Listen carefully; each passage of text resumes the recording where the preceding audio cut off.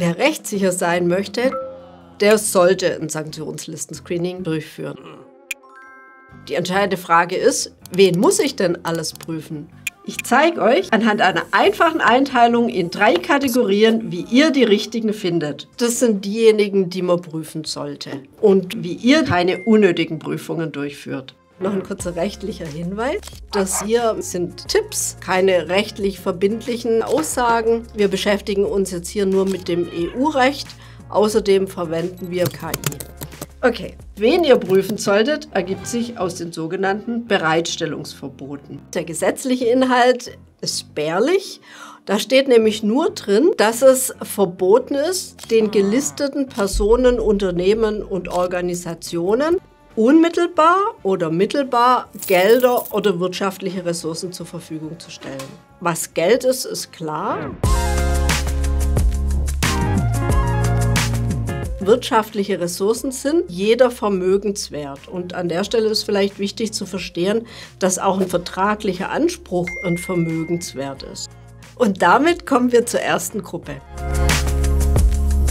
Das sind diejenigen, die geprüft werden sollten. Das sind meine Vertragspartner, weil mit allen, mit denen ich Verträge schließe, denen stelle ich auch Gelder oder wirtschaftliche Ressourcen zur Verfügung. Im Businessumfeld kommen die Verträge zwischen 2 Unternehmen zustande.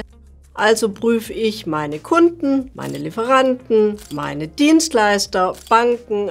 Häufig gefragt werde ich, was ist mit den Ansprechpartnern bei diesen Vertragspartnern. An der Stelle kommen wir jetzt zur Personengruppe 2.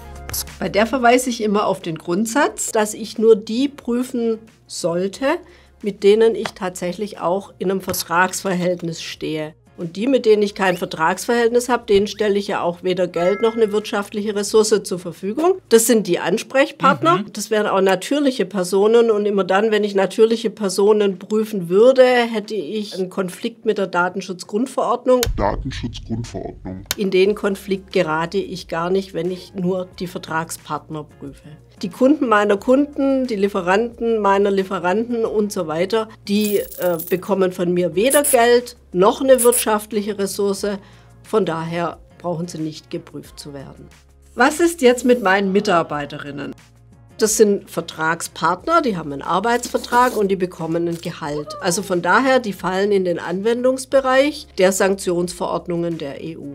Auf der anderen Seite, wenn ich Mitarbeiter prüfe, dann verwende ich deren Vor- und Zunahme und damit personenbezogenen Daten und falle in den Anwendungsbereich der DSGVO. Darf ich das? Ist dieser Verstoß gegen die DSGVO durch die EU-Sanktionsverordnungen gerechtfertigt? Und an der Stelle kommen jetzt wieder die spärlichen rechtlichen Grundlagen zum Tragen. Was man beachten muss, das sind die Bereitstellungsverbote.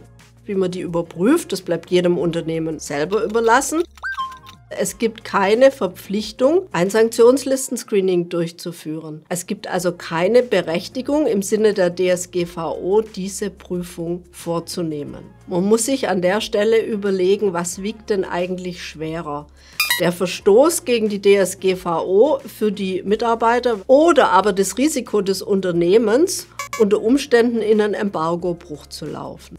In meinen Seminaren wird häufig von den Teilnehmern darüber diskutiert, ob man jetzt da ein Screening der Mitarbeiter durchführen sollte oder nicht. Manche treten auch auf und sagen, sie müssen das machen, aber tatsächlich ist das immer eine unternehmensinterne Entscheidung und nie eine rechtliche Verpflichtung, die Mitarbeiter zu screenen.